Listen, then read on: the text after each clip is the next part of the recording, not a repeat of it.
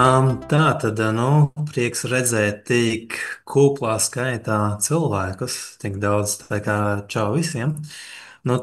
Šodien parunāsim tieši par to, kā uzturs ietekmē ļoti daudz ko, daudz sistēmas, orgānu, tā skaitā muskuloskeletālo sistēmu un mazina to hronisku iekaisumu kopumā. Praktiski šeit ir ļoti svarīgi dati, ko mēs redzam. Mēs redzam to, ka mēs redzam oficiālus datus no slimību profilaks un kontrolas centra par galvenajiem nāves cēloņiem Latvijā 23. gadā. Kā mēs zinām un kā mēs redzam, sirds asinsvadu slimības ir kā vienmēr pirmajā vietā. Tā teikt, kā teica Salcerīta iepriekš lekcijā, latviešiem ļoti patīk mirt no sirds asinsvadu slimībām, taču praktiski netālu seko arī audzēji un ārēji slimību cēloņi, un aiz tiem arī elpošanas sistēmas slimības. Uh, Bet tagad, ja mēs redzam šos reāli šos statistiskos datus, padomāsim uz mirkli. Kas ir tas, kas vieno lielāko daļu šo slimību? Lielākā daļa no viņām attīstās pakāpeniski, sākās nemanāmi, un lielākoties ir novēršams jau laicīgi. Tas nav likteņa pirksts vai ģenētiska loterija, tās ir sekas mūsu ikdienas izvēlēm, tam, ko mēs ēdam un kā mēs kustamies. Tieši šeit arī sāksies saruna par iekaisumu. Tātad mēs visi zinām, ka bērni un jauniešiem rēti sāp locītavas. Viņiem ir daudz enerģijas, pārsvarā nekad nekas nesāp. Tas viss ir pateicoties daudzam audos un audu elasticitātei. Bet kļūstot vecākiem, parādās sāpes dažādās ķermeņa daļās, dažiem agrāk, dažiem vēlāk, bez traumām tās sāpes ir, stīvums no rītiem parādās, audi paliek neelastīgāki. Un, ja mēs novecojam vienādi, kāpēc tad visiem vienā laikā nesāk parādīties muguras sāpes? Atbilde ir fascijā un tās elasticitātē. Praktiski, ja mēs tā skatāmies, kas ir fascija, fascija ir smalks aizstāvda apvalks, kas apņem mūsu muskuļus. Ja jūs kādreiz esat vistas filē griezušies, tie iepriekšējās prezentācijās esmu līdz reāli vista, šodien es esmu tāds pieklājīgāks, ieliku muskuli. Tā plēve arī ir tā fascija. Problēmas sākās, kad šī fascija sākas augt kopā ar ādu vai muskuļiem, un viņa kopā veido šos ierobežojumus, jo fascija normāli apņem ne tikai muskuļus, ja, bet arī locītavas. Un, ja viņa tiek ierobežota, viņa paliek cietāka nekā viņai jābūt. Viņa vairs neslīd savā starpā, saspiež asinsvadus, nervus, iekaisums veidojās starpā. Un, ja mums ir šis iekaisums, līdz ar to viņa uzliek ne tikai slodzi uz lodzītām, bet arī bež pašas lodzītavas. Un līdz ar to pasliktinās vispār mūsu kopējā labsajūta. Un, ja mēs skatāmies, vislabākie fiziskās labsajūtas rādītāji ir Norvēģijā, Zviedrijā, Vācijā, un Latvijā ir sliktākie. Pie manis um, Pie manis viena vecuma cilvēki, kad ir nākuši uz konsultācijām, es redzu ļoti daudzus pacientus. Un vienreiz bija viens kungs, 52 gadus jauns, otram bija 48 gadi. Abiem vienādi simptomi, galvas sāpes, vienādi stipri ierobežoti audi bija, asinsrite pasliktināta. Abi novērtēja savas galvas sāpes uz 7 no 10, atceros, ja pareizi. Viens no viņiem izārstējās 3 mēnešu laikā, otrs tikai 8 mēnešu laikā. Jautājums, kas viņiem abiem atšķīrās? Pēc tam tikai konstatējām to, ka tā lielākā atšķirība bija analīzēs, asins analīzēs un uzturs ikdienā, ko viņi lieto. Taču lielākā daļa mūsdienās zina, ka uzturs ir svarīgs. Taču neviens nezina, kā to pārbaudīt. Vai tiešām tas, ko mēs ēdam, neietekmē mūsu audu dzīšanas procesus, to atjaunošanos un to, cik ātri fascijas mēs varam izārstēt. Bet, bet kāpēc ir nepieciešams ārstēt fasciju? Jo tieši šī fascija ir tā, kas rēģē viena no pirmajām uz iekaisumu un nepareizu uzturu. Kas ir tie simptomi, kas, rēģē, kas nāk ārā, ja mums ir ierobežojumi šādi? Nedaudz sāp galva parētam muguras pasāp, ceļot vai neceļot smagums. Stīvums ik pa laikam parādās, bet pakostoties, pāriet. Tātad neelastīga fascija ir viens no galvenajiem muskulu skeletālajiem faktoriem, kas pasliktina šo fizisko labsajūtu. Viņas sabiezējumu ierobežo asinsvadus, kā iepriekš minēju, nervus saspiež, līdz ar to var izraisīt hroniskas galvas sāpes, migrēnas un pat jostas sāpes vai pat sliktu dušu. Stīvums no rītiem arī mēdz būt ļoti daudziem. Jo atcerieties, kā es iepriekš minēju, ka fascija, labi, es neminēju, ka fascija ir fantastisks transduktors, mehanotransduktors. Līdz ar to tas izskaidro, kāpēc pie stresa var sāpēt galva, savāks sprādu un varbūt dažādi citi veidību simptomi, jo fascija reaģē uz hormoniem, tāpēc arī uz stresu. Um, Fascijas sabiezē samazina muskuļu garumu. Kādam vairāk, kādam mazāk, bet tās lodze uz proprioceptoriem un sāpju receptoriem var būt lielāka nekā normāli. Pat pie maziem muskuļu saīsinājumiem. Līdz ar to, ja mums ir šī slodze, tas veido hronisko berzilocītavas, palielinot uz šiem receptoriem spiedienu, un līdz ar to no brīnums, ja ir spiediens uz receptoriem, būs sāpes. Muskulis paliks cietāks, ūdens sliktāks uzsūksies audos. Mēs varam dzert ūdeni daudz, bet viss tiks izdzīts ārā, jo ļoti minimāls daudzums tikai uzsūksies. Līdz ar to veidojas kroniskas lozītavas sāpes. Ja mums fascija būs elastīga, tad arī asins cirkulācija uzlabosies, jo fascijai savukārt, kā iepriekš runāju, un muskulu un nādu savā starpā tiek saspiesti šie nervi un asinsvadi, ierobežot pašu asins cirkulāciju. Tad pie elastīgas fascijas šī asins cirkulācija normalizējās. Medikamenti sāk strādāt. Daudzi saka, man sāp galva, man medikamenti vairs nepalīdz. Nu, tad redz, kur ir atbilde. Ja, ja asinsrite nav nekāda medikamenta, ir vienīgie caur asinsriti, kā viņi var nokļūt. Ja asinsrite nav, tad arī medikamenti nevar palīdzēt.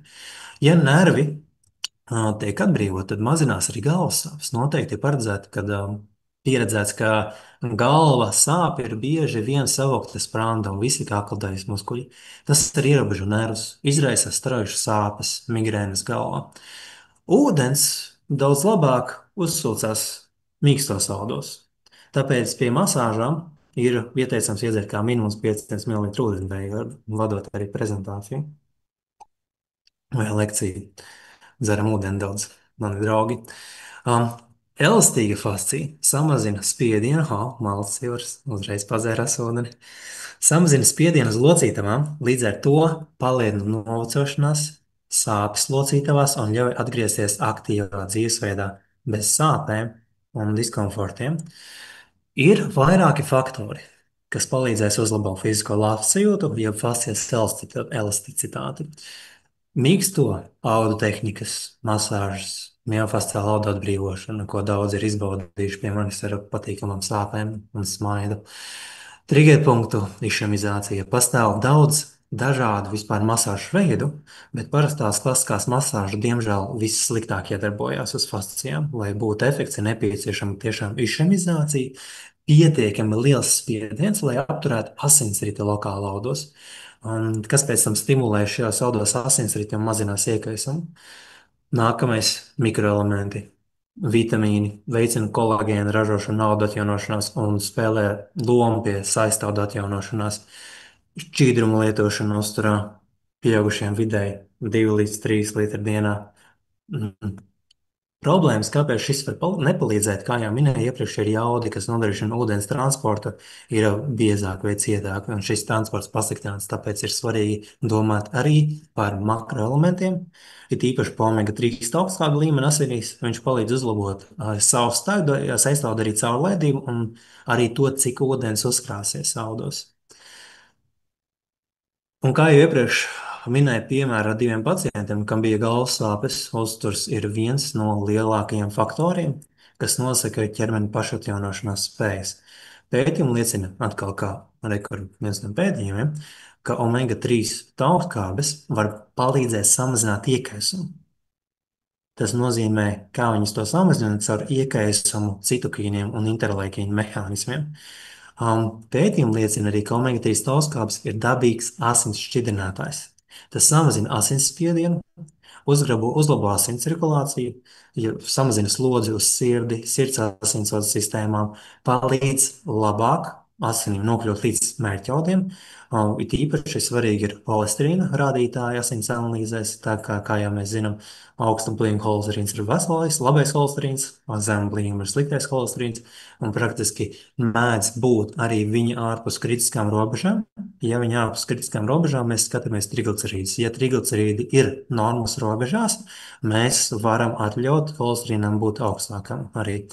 Jo triglicerīdi parāda to tiešām, cik ir kritiska situācija. Jo bieži vien mēdz būt tā, ka holesterīns ik pa mēnešiem kāp cilvēku augšā, bet triglicerīdi samazinās. Tas liek arī pat, tas nozīmē, ka notiek pareizi auda atjaunošanās mehānismi, bet asinsvadu atjaunošanās mehānismi ķermenī holesterīns arī nepieciešams ir asinsvadu būvē. Nu, lūk, un ja kājas ir bālākas, augstākas, veidojas arī varikozās vēnas, vēnas izteiktākas paliek, visticamāk arī, ka tas ir saistīts ar jaudu neelastību, asinsbiezumu izmaiņām arī asinsvados. Omega-3 augstskābes kā pašas tieši mazina iekaisumu audos, līdz ar to mazinās sāpes, jo viņas tieši iedarbojas uz šiem citokīnu interleikiem un citiem iekaisuma faktoriem šūnā. Ir vairāk pētījumu, kuri norāda arī to, ka mazinās reumatoīdi artrīta riski. Vispār arī simptomi un cēloņi, tāpēc mēs jūtamies labāk, ja mums ir šūnas normāls. Tāpēc arī modulē tēšanu diferenciāciju. Ko tas nozīmē?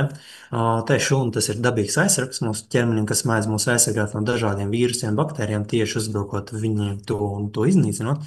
Un atkal pie dažādām autoimunām saslimšanām, kā arī reumatoīdis artrīts, ko tikko minēju, vai Latvijā ļoti populāras laimes slimības, kas īsti neskaitās pie autoimunām slimībām, bet inficējoties ar borelijas baktēriju, tiek panākts ļoti līdzīgs autoimunas saslimšanas pazīmes, kur ķermeņa paša imūnsistēma uzbruk paša šūnām, jeb tā sakot, te šūnas noārda veselās šūnas.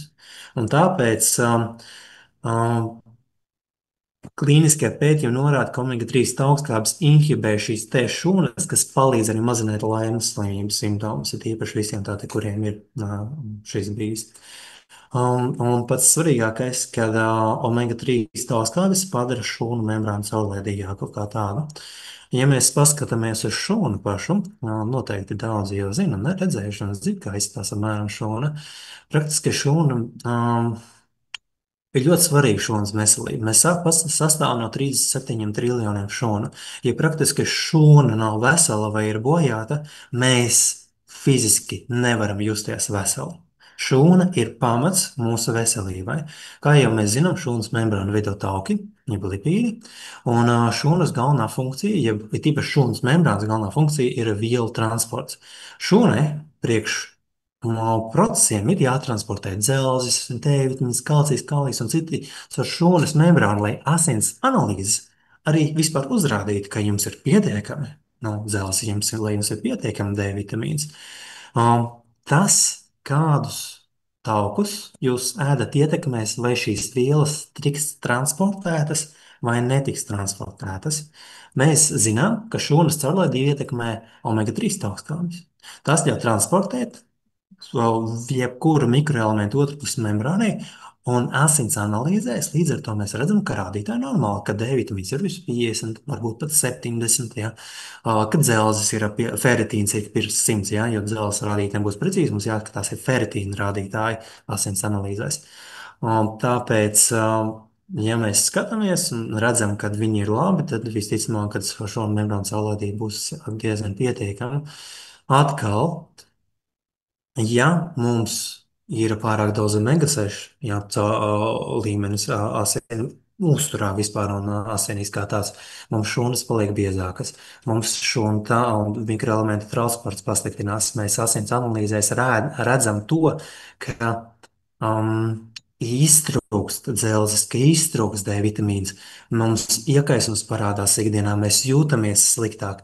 Mēs bieži vien pat ir simptomi, ko pat nepievēršam uzmanību un domājam, ka varbūt ar laiku paliks labāk. Bet ar laiku jūtamies aizvien vecāki, jūtamies aizvien sliktāk, iekaisums uzkrājas vairāk. Un ko mēs redzam, kad analīzēs ir šis D vitamīns, ka ir šis dzelzis mazāk, ko mums parasti iesaka? Iesaka palielinam dzelzs D vitamīna koncentrāciju asinīs. Mēs lietojam, ceram, ka palielināsies, bišķi palielinās, bet īsti efekts nav. Kāpēc? Jo tikai palielinot koncentrāciju, mēs neesam atrisinājuši iemeslu, kas ir cēlonis šūnu membrānas necaurlaidība, jeb bojājums. Tāpēc, ja mēs skatāmies pārējos pētījumus vispār, cik ir svarīgi šūnu membrānā un kas ir nepieciešams šūnā, lai viņa būtu funkcionāla, jeb caurlaidīga, mums ir jāseko taukskābju attiecībām. No, normāli omega-6 pret 3 taukskābju attiecības ir jābūt 3 pret 1, bet mēs redzam, ka vidēji cilvēkiem ir 15 līdz pat 16 pret 1. Un šis rādītājs nozīmē, ka mums vairāk iekaisums rodās, ka mums vairāk simptomu sāpes parādās ikdienā, ka mēs nejūtamies pietiekami labi un brīnamies, kāpēc mums ir sāpes, kāpēc mums sāp locītavas, kāpēc mums sāp muskuļi, kāpēc sāp kauli, kāpēc sportā man neiet tā, kā man gribētos, kāpēc enerģija trūkst. Tātad, ja mēs gribam, lai uzlabojas kaut kas, kā jau es iepriekš runāju, omega ir dabīgs asinsrites šķidrinātājs. Ar 4 pret 1 mēs varam samazināt kardiovaskulārus riskus, tā skaitā arī miokarda infarktu, jau pa 70%. Iepriekš redzējāt, pētījumos norādīja, ka numur viens cēlonis vispār pēkšņiem nāves cēlonim kā tāds, gan Latvijā, gan ārpus Latvijas, vispār pasaulē, ir sirds asinsvads slimības. Ja omega-3 var to samazināt, jautājums ir tāds uzreiz, kas ir izraisījis mums uzturā, vai kas ir tie paradumi uzturā, kas mums ir novedis līdz šādam šūnas stāvoklim, ka mēs vairs fiziski nevaram dabūt šūnu normālā no kārtībā, ka mums ir kāpuši šis risks augstais uz kardiovaskulāram saslimšanām. Ja mēs gribam samazināt riskus uz vēžiem, tad noteikti vajag tikai, tad vismaz vajag 2,5 pret 1, jo 4 pret 1 nebija nekāda efekta uz vēža riskiem. Tajā apakšā arī var redzēt, ka, ja mēs dabūjam 2,5 pret 1 zem šī teksta, var redzēt, ka tas arī samazina arī sievietēm risku uz krūtsvēžiem. Atkal, ja mums ir zem 2, ja mēs dabūjam 2 vai 3 pret 1 attiecības šūnas membrānā, tas jau samazina visādas reumatīda, artrīta riskus, locītavu sāpes. Tātad, ja mēs to visu uzturam, ļoti svarīgi ir kas. Daži domā, ok, es sasniegšu, un tagad būs labi viss. Man vairāk neko nevajadzēs ikdienā. Bet jautājums tāds, tu esi to sasniedzis savu šūnu līmenī, asins šūnu līmenī. Eritrocīta dzīve ilgs ir 4 mēneši. Tas nozīmē, tu jūties labi, ok, 4 mēneši viss kārtībā. Šūnas ir nomainījušās, bet jautājums, vai ir nomainījušās ādas? Jā, šūna vai nomainīsies gļotāda, vai nomainīsies kaula šūna. Kaula šūnai vispār tas ir 7 gadi dzīve ilgē. Tas nozīmē, mums uzturas pareizi ir jāuzturas 7 gadi, lai mums kaula uzlabotos, lai locītos. Bet, protams, mēs to jūtam jau ātrāk, 2, jau 3 gados jūtam, kad ir izmaiņas. Praktiski kādos produktos tad ir omega-6 un kādos omega-3?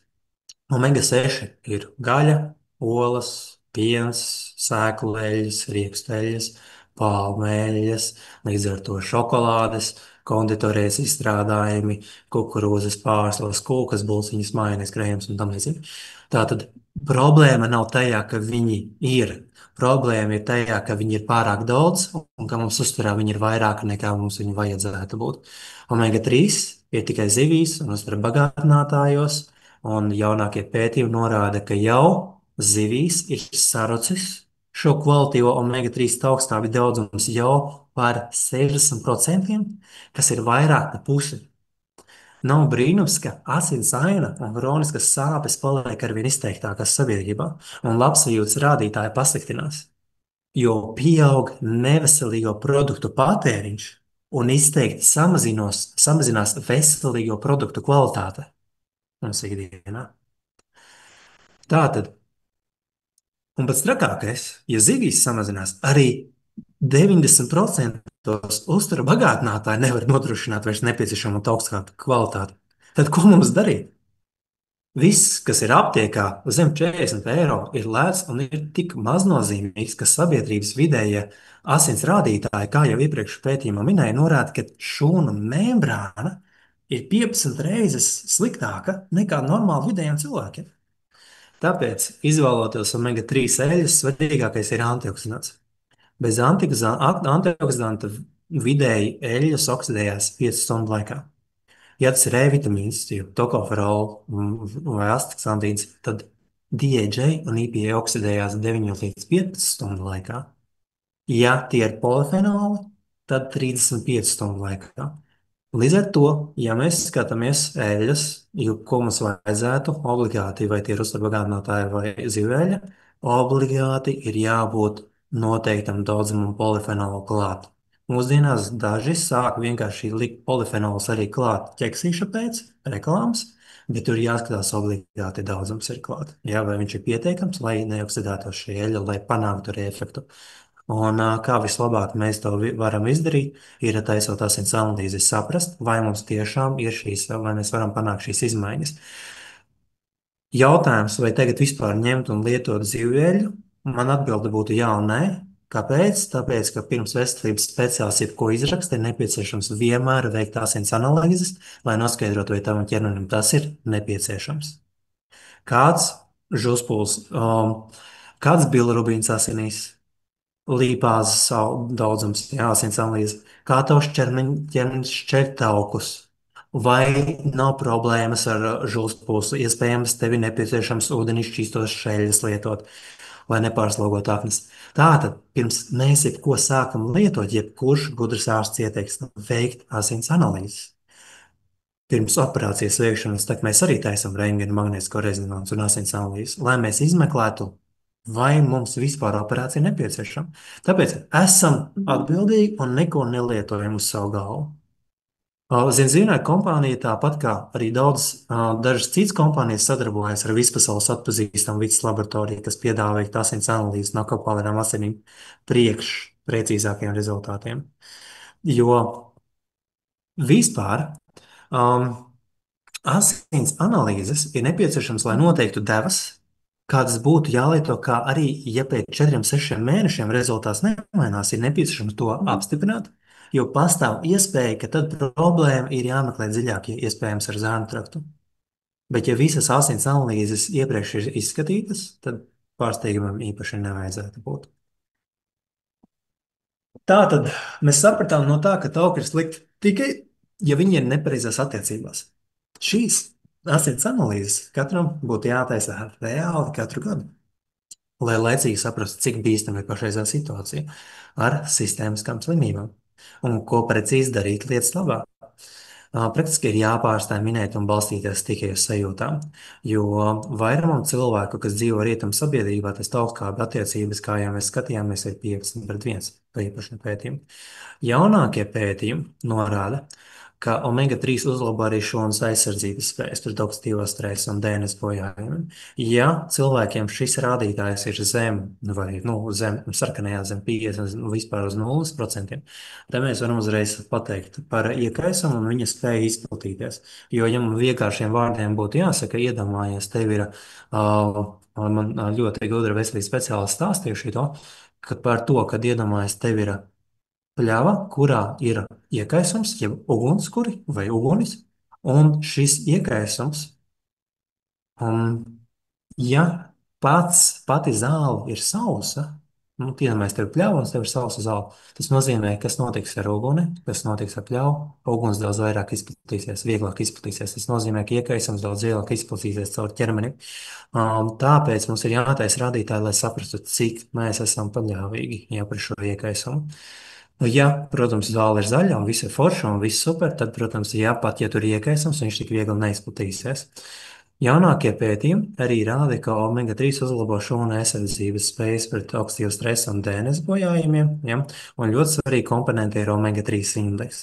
Tas nosaka, cik daudz IPA DHA ir mūsu eritrocītu membrānos, un ja šīs rādītājs ir zem 11%, risks saslimts ar koronāro sirdslimību būtiski palielinās. Šis rādītājs ir līdzvērtīgs arī holesterīnam, jo pat vēl precīzāk, jo parāda arī iekaisuma fonu šūnu elastību. Man nesen, un bija šis stāsts no dzīves, man nesen bija paziņā, kurš neieklausoties manī 50 gados, izdomāja atsākt nodarboties ar sportu bez jebkādām veselības pārbaudēm. Un vienu mēnesi vēlāk sieva no rīta pamodās, bet viņš gan vairs nepamodās. Mums ir nepieciešams omega-3 rezerves, lai nepārslogotu sirds un asinsvadu sistēmu. Bez viņām mēs sev pakļaujam nevajadzīgiem riskiem, miocarda infarktam, un virs 50 gadiem šis ir vadošais cēlonis tieši pašam šim miocarda infarktam un koronārām sirds saslimšanām. Ja bērnam ir zems omega-3 indeks zem 11%, viņa organisms varbūt mazāk aizsargās pret iekaisumiem, bet oksidatīvo stresu un sirdsritma traucējumu intensīvas fiziskas slodzes laikā. Ilgtermiņā tas var palielināt sirds asinsvadu problēmu risku, īpaši, ja tam pievienojas arī citi faktori - nepietiekams miegs, stress, nepilnvērtīgs uzturs. Mēs burtiski bērnus pakaļaujam tādam pašam riskam, tādam pašam liktenim, nepārbaudot asins analīzes, jo esam jau pieraduši, ka viņi katrus 2 mēnešus slimo. Um, par arhidonskābēm. Arhidonskābes, ko mēs arī redzam asins analīzēs, norāda imūnsistēmas spēju reaģēt uz iekaisumu. Ja ir par daudz, ir slikti, un ja ir par maz, arī ir slikti. Ja pārāk maz. Ja ir par daudz, un mēs esam sarkanajā, mēs bieži vien izjūtam pastiprinātas sāpes, diskomforts un dažādas neskaidrojamas simptomus. Un ir sajūta, ka mūsu ķermenis brūk kopā, stīvums, ka mēs esam vecāki nekā mēs patiesībā esam. Un, ja ir par maz, tad tas norāda, ka mūsu imūnsistēma tieši slinko un nereaģē uz kairinājumu. Ir retākos gadījumos, ka nekas nesāp, viss ir labi cilvēkiem, man viss kārtībā, simptomi nekādi nav, sāpju nav, un te pēkšņi jāsasāpē vēderā pēc 3 mēnešiem. Un mūsu pārsteidz diagnoze vai nu policiskām olnīcām, endometriozi, nierekmeņu kolikām, kas ilgi bez sūdzībām, bet tad ļoti vienkārši asa sāpe un vēdera lejas daļā var būt. Ois, risks pēkšņai nāvei nekad nav pēkšņs. Viņš sākās ar simptomiem, ko mēs ignorējam. Daži pierod pie sāpēm, tās ignorējot, dažiem viņas pat neizpaužās, kā jau mēs tikko sapratām.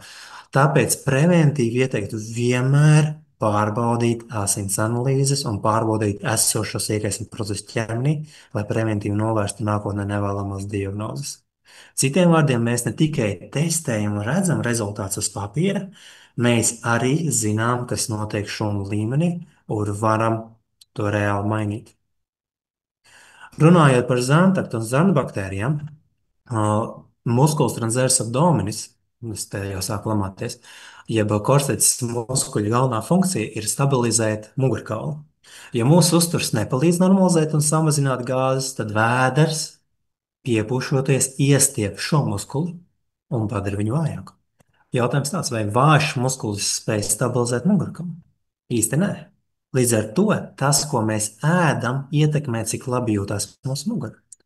Piepūšanās izrotē iegūņa kaulu, līdz ar to veidojas tiltamtēra pozīcija iegūnī.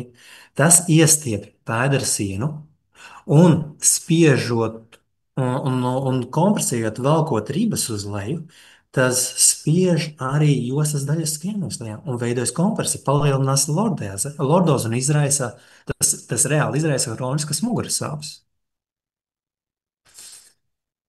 Līdz ar to svarīgi ir saprast, kas uzlabo un kas pasliktina zarnu darbību.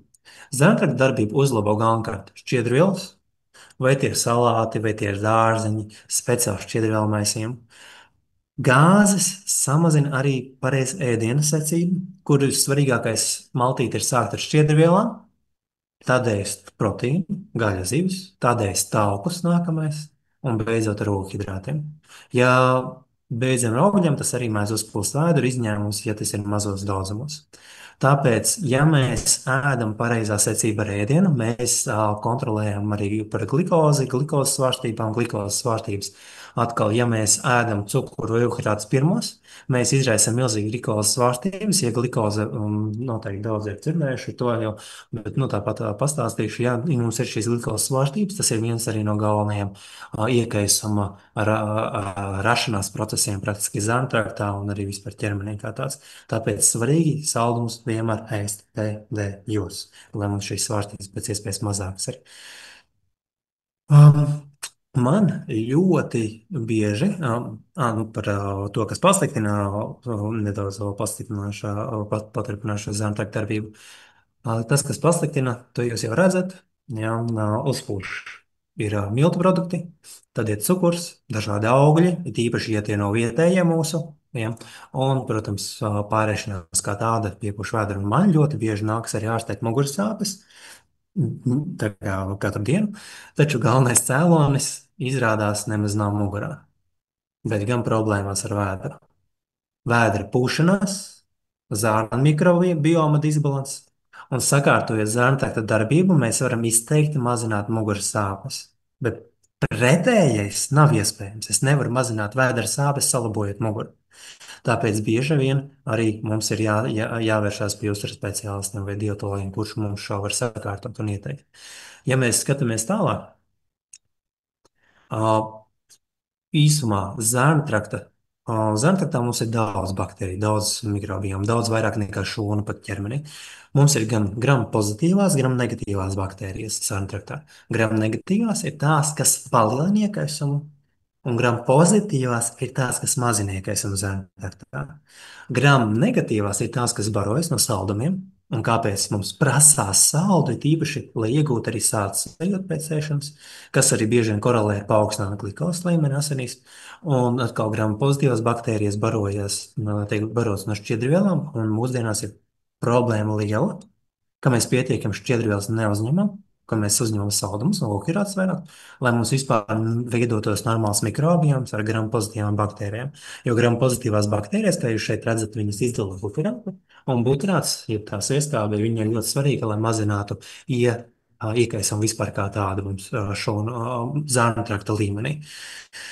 Pētījumi arī norāda, ka sāta sajūtu, ja mēs nesakārtojam zārnu traktu, iegūt nevaram, un ja nelietojam šķiedrvielas, tad sagatavojot zārnas priekš tādām slimībām, tad mēs tiešām sagatavojam zārnu traktu tādām slimībām kā čūlainais kolīts, fēcis ar asinīm, vēdera pūšanos, kolorektālo vēzi sliktā gadījumā un visiem simptomiem arī, kas ar to nāk. Svarīgi būtu neaizstāt salātu ēdienreizē, jo šķiedrvielas arī uzlabo zārnatrakta peristaltiku, uzlabojot vēdrīzei.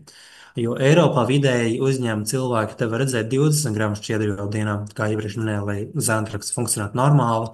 Um, Retāk veidotās gāzes zārntraktā un samazinotos sāpes mugurā izdala arī, lai izdalītos buterāts, jo buterāta metabolisks, kas mazina kronisku iekaisumu nepieciešams, ir uzņemt vismaz 30 gramus šķiedrvielas dienā. Šie rādītāji nav iepriecinoši, jo šeit Latviju neredzam, bet skaidrs, ka Eiropā vidēji neuzņem nepieciešamo šķiedrvielu daudzumu. Līdz ar to mani neizbrīna tas daudzums cilvēku, kas staigā kroniskām lēkmju muguras sāpēm. Ja skaidri zinām, ka esam starp vidējiem rādītājiem un asins analīzēs mēs redzam, ka ir izmaiņas holesterīna, glikozes, triglicerīdu vai insulīna rezistences rādītājos, tad noteikti klāt būtu jāpieliek pie uztura prebiotikas. Viņas gan mazinās iekaisumu zemtaktā, veidos vidi gram pozitīvām baktērijām un samazinās holesterīna, triglicerīdu bīstamos rādītājus, bīstamos līmeņus. Līdz ar to caur zemtraktu palīdzēs atjaunoties sirds asinsvadu veselībai. Vienīgi ar devām uzmanību tur iekšā arī ir inulīns un fruktoligosaharīdi, kas fermentējas ātrāk. Tāpēc, ja lieto liels devas, var pūst vēdru, tāpēc obligāti jāsāk lietot tikai ar puskausiņu pirms pašām mešanām, bet efektīvāku variantu pagaidām par šiem es neesmu atradis. Ļoti populārs jautājums, ko es saņemu ikdienu. Pacienti man saka, man ir ļoti liels slodzi darbā, trūkst enerģijas, es neizguļos, Man šķiet, ka ar uzturu es neuzņemu pietiekami daudz minerālu, vai tu, Jāni, man ieteiktu palietot kādus vitamīnus? Mana atbilde būtu jā, nē. Ja to norāda tavas asins analīzes, ja tavs uzturs ikdienā neizskatās šādi, un ne, ja asins analīzes uzrāda membrānas bojājumus vai caurvaldības traucējumus, kuru iepriekš minēju par šūnas membrānu un tās spēju vispār transportēt mikroelementu, un vispār vitamīnu uzsūkšanās nenotiks vai būs ļoti minimāli, visbiežāk to novērojam arī ar hroniska dzelzs trūkumu, arī organismā sievietēm. Un tieši pie tiem pašiem iemesliem var zemtrakta traucējumiem, ja pūšanās.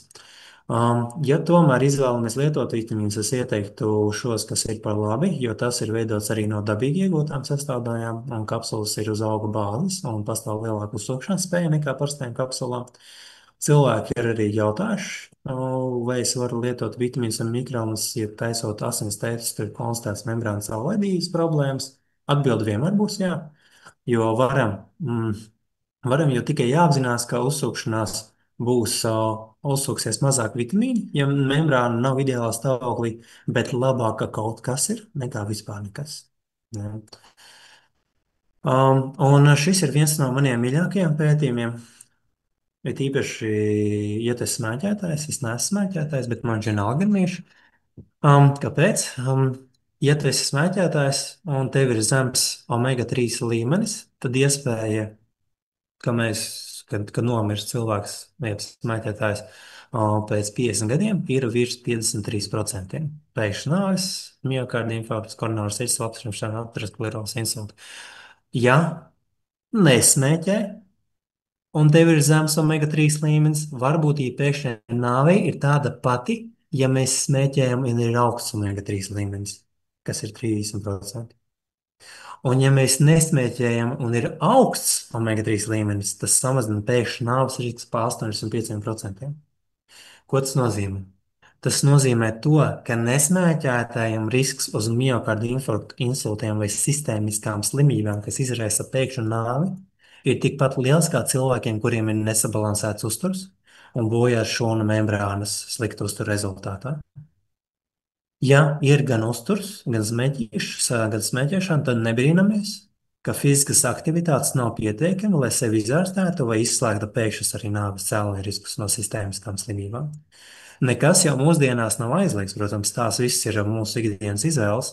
Mēs vai nu mēs barojam veselību, vai mēs barojam slimību. Tā ir tā izvēle. Ja mēs esam sakārtojuši augstāku līmeni asinīs, un ja mēs nodarbojamies ar miofasciālu modu masāžām, ja mēs kustamies, skrienam, ja mēs ejam saulē, uzņemot normālu D vitamīnu, lietojam dažus šķidrus, tad mēs risinām cēloni. Tad arī sāpes locītavā mazinās, miegs uzlabojās, asinsspiediens normalizējās, ja lietojam ir tīpaši dabīgs arī šķidrinātājs asins, fascijas saglabājas elastīgas ilgtermiņā un locītavas sāpes mazinās un stīvums no rītiem. Tā skaitā galvas sāpes, uzlabojās arī imūnsistēma un fiziskā labsajūta. Ja mēs tikai simptomus risinām, lietojot pretsāpju medikamentus, asinsspiediena žāles, spritzes blokādes, kas notiek? Mūžīgi esam atkarīgi no asinsspiediena zālēm līdz brīdim, kad viņas vairs nepalīdz. Ir daudz citu dabīgi veidi, kā asinsspiedienu normalizēt, kustības, dabīgas un šķidrinātāji. Protams, ka, ja jau lietojam, nedrīkst uzreiz pārtraukt, tāpēc tas ir jādara speciālistu uzraudzībā. Palīdz uz, ja simptomus mēs tikai risinām, tad tas arī palīdz tikai uz īsu laiku risināt sāpes. Viņas ļoti strauji atgriežas. Problēma pēc kāda laika parādās atkal, jo noteikti esat arī pieraduši, ka josdaļā stīvums parādās ik pēc 3, 6 vai 12 mēnešiem, un 2 nedēļu laikā mēdz arī pāriet, un tad atkal atgriežas. Vai galvenā ir pagrauzīt, kad sapūš vējš, vai arī gadā vismaz vienu reizi, un ar laiku šie simptomi atgriežas arvien spēcīgāki. Un beigās rezultāts ir ķirurģiski iejaukšanās. Praktiski, pirms kāds mēģina ieteikt kādu maģisko uzturu līdzekli, kas atrisinās visas sāpes un problēmas, ir jābūt prātīgiem. Un vienmēr sākumā ir jāveic asins analīzes. Bez asins analīzēm nav jēga pat lietot visdārgākos medikamentus. Šie testi atšķirās no parastajām asins analīzēm ar to, ka ir izmainīti references intervāli. Ja Latvijā jūs taisat un jums saka, ka esat vesels, Nu, gula laboratorija, centrāla laboratorija. Visticamāk, ka tā ir. Ja nav nekādi citi simptomi vai sāpes, kuru dēļ jūs gājāt veikt asins analīzes. Bet šeit parāda to, cik tālu ir palicis arī reālām veselības problēmām. Un kāds risks ir iegūt reālu diagnozi, kas smagākajā gadījumā būtu arī, pa ko es runāju iepriekš, miokarda infarkts, insults, aterosklerozes, cukurdibāts un citas sistēmiskās slimības, kas apdraud tavu arī dzīvību. Vai arī nu, mūža ilgumu. Tātad atšķirība galvenā ir tāda, vai tevi ārstē, ka tu jau esi slims, vai tev nodrošina veselību pirms tu vēl saslimsti. Un tas ir normāli, ka Latvijas laboratorijas atšķirās no Norvēģijas laboratorijām. Ir grūti ārstēt to, ko tu neredzi. Diagnozi nevar uzstādīt citādāk. Atkal, Vītas laboratorijā parādīs visus riskus. Ja mēs taisām Norvēģiju, Vītas laboratoriju, tad parādīs visus riskus un kādām saslimšanām tu tuvojies. Nevis ar ko tu jau slimo. Tas ir preventīvi. Izvēle ir mūsu pašrokās. Nu, jā, citu. Katru reizi, kad mums kas iesāpas, tas ir ķermeņa signāls par iekaisumu procesiem. Un pārāk daudz cilvēku viņus ignorē. Pie manis viena vecuma cilvēki, abi bija 52 gadus jauni, abiem vienādi simptomi, galvas sāpes, vienādi stipri ierobežota audi un asinsrita pasliktināta. Abi novērtēja savas galvas sāpes uz 7 un 10. Viens izārstējās 3 mēnešu laikā, taču otrs 8 mēnešu laikā. Kas viņiem atšķirās? Asins analīzes un uzturs ikdienā. Mūsu visos ir iebūvēta ķermeņa pašapziņošanas mehānismi. Ja šūnu līmenī ekscitāze, enicitāze, jeb šūnā vielu transports nenotiek, kā mēs varam cerēt uz normāliem pašapziņošanās mehānismiem. Jo kamēr mēs to neesam sev nodrošinājuši, veselība tikai ies uz leju ar gadiem. Un pēdējais, es gribēju pateikt, pats trakākais ir, ka ar vien jaunākiem bērniem, jauniešiem parādās nopietnas veselības problēmas. Man pašam ir nepārvarama vēlme palīdzēt pēc iespējas vairāk cilvēkiem, tāpēc, kad es dzirdu šādus stāstus, man plūst sirds. Kādu dienu man zvanīja pediatrs no bērnu slimnīcas un teica, Jāni, palīdzi, mums ir pacients, 12 gadus vecs zēns. Viņš jau 2 gadus, viņam bija viņš 2 gadus cieš no neskaidrojamām sāpēm, augštelpos, ceļos, un nav bijušas traumas, bet sāpes ir tik lielas, ka viņš pat nevarēja paiet. 3 dienas slimnīcā un bez uzlabojumiem. Vai vari lūdzu palīdzēt? Nu, vecāki atveda jaunieti, un pēc jau pirmās nodarbības puisiem bija par 50% labāk. Sūtījām asins analīzes uz vidas laboratoriju. Tauks kāda profils šūnu līmenī bija dramatisks. Šūnu membrānas stāvoklis tevi arī var redzēt, ja es pieliku klāt analīzes, tev var redzēt, ja mēs šūnu membrānas bija tik kritisks, ja mēs šādu bērnu aizsūtam uz sportu, mēs viņu reāli sagatavojam miokarda infarktam nākotnē. Omega-3 rezerves nav nekādas. Te var redzēt, viena omega-3 indeks. Šūnu caurlāde ir praktiski nekāda. Kognitīvās funkcijas ir pasliktinātas. Ķermenis ikdienā ir paaugstinātā stresa stāvokļa apstākļi, lai izplatītos iekaisumi, ir ideāli. Un mēs brīnamies, ka ar vien jaunākiem bērniem ir veselības problēmas. Sāpes, alerģijas, saaugstēšanās, migrēnas, vēdra sāpes. Nu, jā. Kas notiek, ja mēs šādām bērnu pakļaujam milzīgām slodzēm uz sportu? No sportā. Nu, kas var notikt labs, ja ķermenim nav rezerves no kā smelties? Tagad viņš strādā, staigā pilnībā bez sāpēm. Jau kopš pirmās nodarbības viņam sāpes samazinājās par 80%. 2 gadi ciešanas aiz muguras, tagad kā no murgiem. Tā darbs, protams, vēl ir procesā. Un tas, ka vecāki ar ziediem pēc tam atnāca vēl pateikties pediatrai, ka nosūtīja bērnu pie manis, protams, forši, ka pediatrai nevis manā tāds pateikties. Tas arī fantastiski, bet tas tomēr silda manu sirdī. Un tas atgādina, ka zināšanas, ko mēs pielietojam praksē, apvienotas ar testētu pieeju un uzturu, var reāli izmainīt cilvēka dzīvi. Tāpēc jautājums ir tev, jums visiem, kas klausās, vai tu šodien baro veselību, vai tu baro savu slimību? Nav trešā varianta. Mēs katru dienu ejam vienā vai otrā virzienā. Ar katru ēdienreizi, ar katru izvēli, vai nu būvējam vai graujam. Mans aicinājums nav tikai par uzturu vai produktiem. Tas ir par domāšanu, apziņotību, atbildību pret sevi, par sevi un par saviem tuvajiem. Veselība nav dots un tā nav garantēta. Ja tev šobrīd viss ir labi, priecājies, bet nenovelc atbildību uz veiksmi, jo tā nav likumsakarība. Tā ir pagaidām tava iespēja reāli to mainīt. Un tāpēc es aicinu, būsim apzināti veseli, būsim tie, kas katru dienu baro savu veselību, kustas ar prieku un dzīvo pilnsimīgi. Jo mēs paši būvējam šo dzīves kvalitāti. Paldies, Lārs! Paldies, Jānim! Paldies! Ātri es atbildēšu uz Kā, vienu sekundīti. kā vienmēr, ļoti, ļoti vērtīgi. Un šis ir tas lieliskais mirklis, ka mēs varēsim arī uzdot jautājumus. Jānis ātri atbildēs uz zvanu, un tad es arī nolasīšu jautājumus. Redziet, kā cilvēku uzreiz grib kaut ko viņam personīgi uzprasīt, vai kā. Paldies par jautājumiem. Un tā tad, tūlīt mēs varēsim uzdot jautājumu. Vienu mazu mirkli. Jā, jā. Tagad es tev nolasīšu jautājumus, lai tu vari atbildēt. Jā, klausos.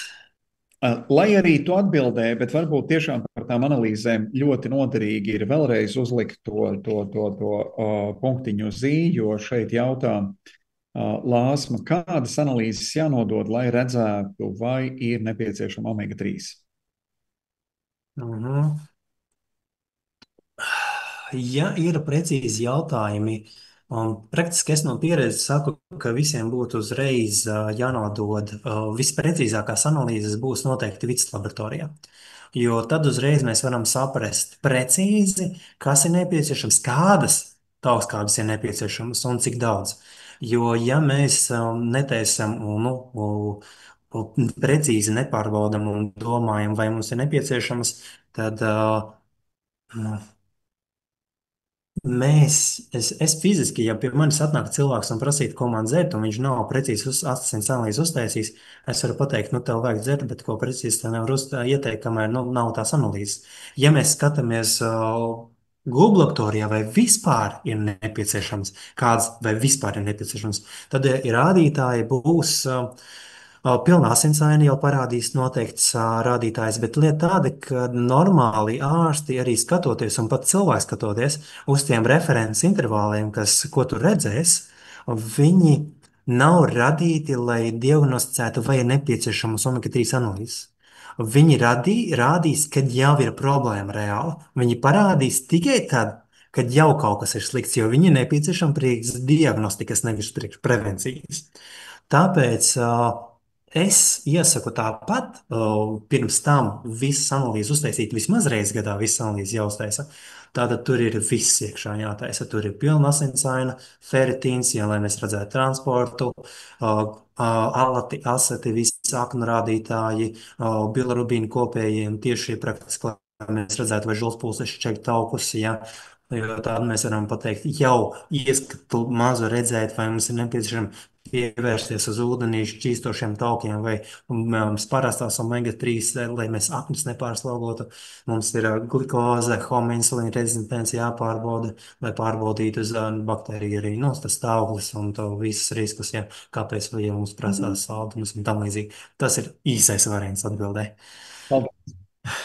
Ja vajag plašāku, tad droši sazvanieties, dodat man informāciju, es palīdzēšu. Paldies.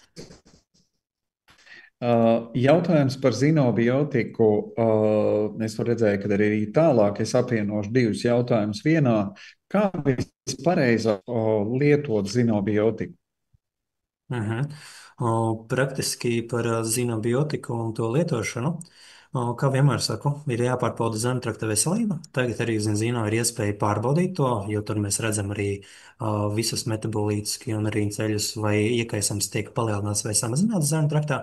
Pēc tā var noteikt precīzu lietošanu. Ja asins analīzes nav taisītas, tad labāk ir sākt pamazām. Sākam ar puskausiņu pirms ēšanas un obligāti pirms ēšanas lietojam.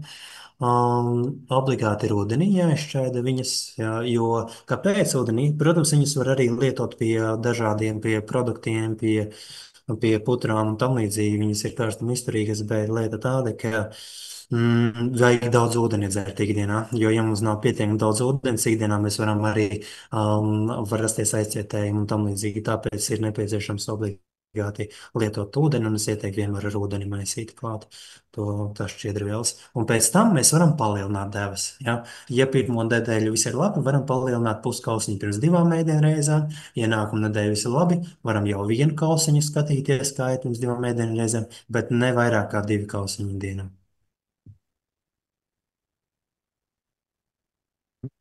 Paldies!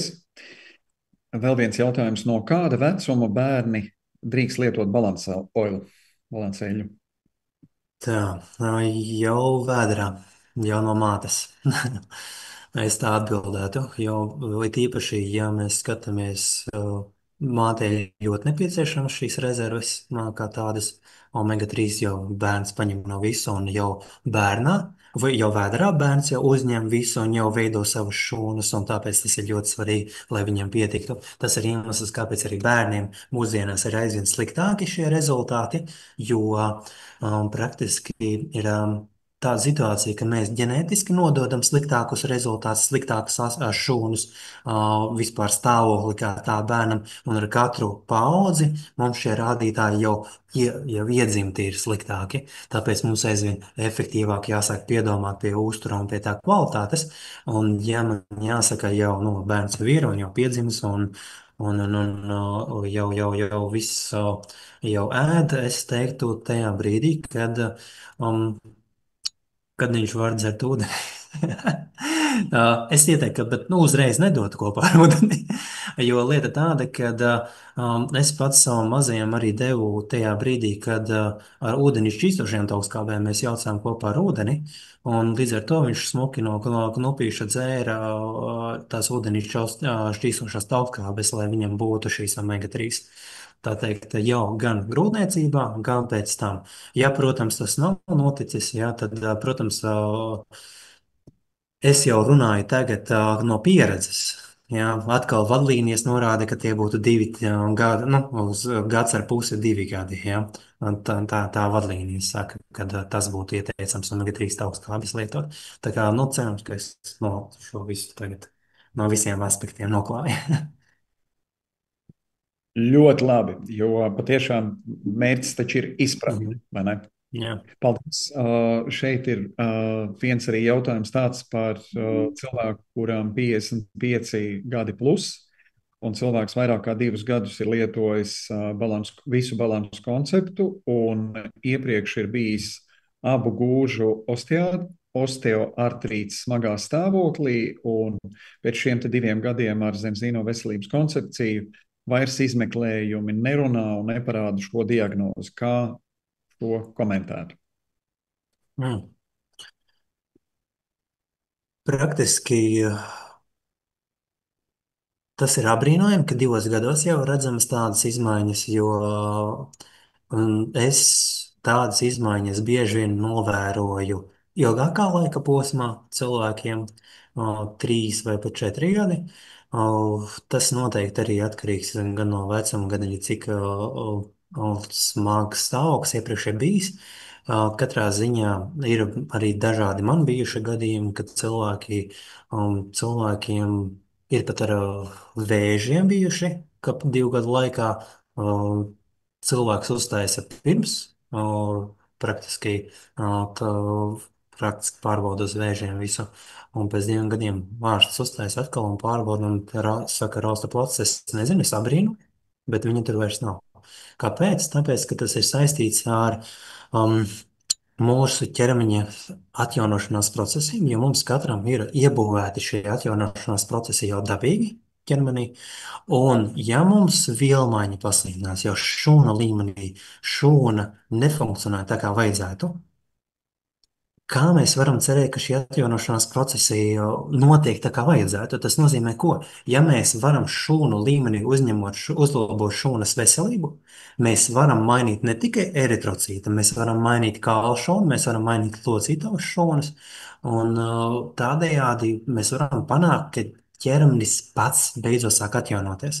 Jo tas, protams, ir vēl efektīvāk, ja mēs to pārbaudām, testējam, skatāmies slodzi arī ar fizioterapiju. Tā kā nesen man arī bija viens baigi foršais gadījums, kad cilvēks uzrakstīja, un es arī storiju Instagramā ieliku, kad uzrakstīja arī ar gūšu osteoartrītu. Jāni, uzrakstīja man video, voice ziņu, Jāni, paldies tev liels! Es beidzot varu pastaigāt. Tas bija tikai pēc trešās nodarbības. Man ir sajūta, ka mēs tiešām varēsim iztikt bez operācijas. Tā kā tas mēs tiešām kopā multifaktoriāli gan ar kustībām, gan ar fizioterapiju, gan ar uzturu varam mainīt vispār kā tā šūnu veselību. Un, tas ir apbrīnojami, kā cilvēkiem tiešām mainās un kā viņi jūtas. Mhm. Paldies, Jāni. Vēl jautājums par to, kā pamatot cilvēkam, kāpēc vajadzētu veikt testu, ja viņš saka, ka jūtas labi, neslimo, visu ēd un nejūt vajadzību neko mainīt. Hmm. Labs jautājums. Jo, zini, kā mēs katru Tipiski dienu, vīriešu pasaules uztver, vai ne?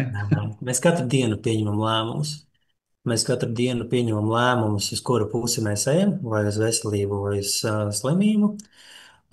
Mēs bieži vien sevi mānam, ignorējam, mēs tos mazos simptomus, kas mums parādās, mēs nepievēršam uzmanību, domājam, kāpēc, ja man tur bišķi stīvāks ir, kāpēc man tur iet, ja tas tāpat pats pāries pēc nedēļas vai diviem.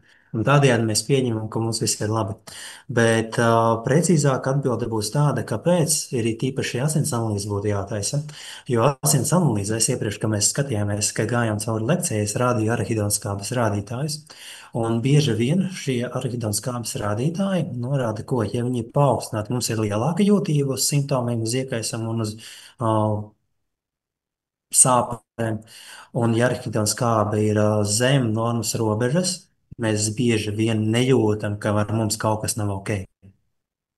Un, un šitais ir bīstams un bīstams process. Labāk ir, ka mēs jūtam, ka mēs darām kaut ko lietas labā. Tas, ka mēs nejūtam, un īstenībā asins analīzēs mēs beidzot uztaisām un redzam, ka, labi, ka es beidzot kaut ko sāku darīt. Ja, tad tas ir vēl veiksmīgs gadījums. Bet tad, ja mēs nejūtam un mēs neko nedarām un ceram, ka būs labi, un tad pēkšņi mums tiešām parādās sieviešu gadījumos, tas ļoti bieži bijis ar jauniešiem, arī tā endometrioze, vai arī tur vīriešu gadījumos nīrokmeņu un nīrkolikas, ja, tad tur labāk ir tomēr pārbaudīt nekā cerēt. Kā saka, better test than guess. Tieši tā. Paldies, Jāni. Mūsu laiks jau ir tā kā iztecējis. Te vēl ir jautājumi, bet mēs ļoti cenšamies turēties tās stundas ietvaros. Mhm. Tāpēc es teikšu Jānim lielu, lielu paldies. Ja jautājumi ir daudz un vēl papildus ir nepieciešams atbildēt, rakstiet man Instagram vai arī tavs fizioterapeits LV, tur ir mans telefona numurs kontaktos. Tā kā varat iet www.fizioterapeits LV, paskatīties un uz to kontaktu īziņā, WhatsAppā es noteikti palīdzēšu, ja ir kādi jautājumi. Brīnišķīgi. Paldies, paldies Jāni. Super. Labi, paldies, ka Būsim paaicinājāt gatavi. mani. Ņemsim savu veselību savās rokās un barosim savu veselību ikdienas. Paldies, Jāni! Un Super, paldies visiem! labi. Paldies jums. Labi, ka tā. Paldies! Paldies!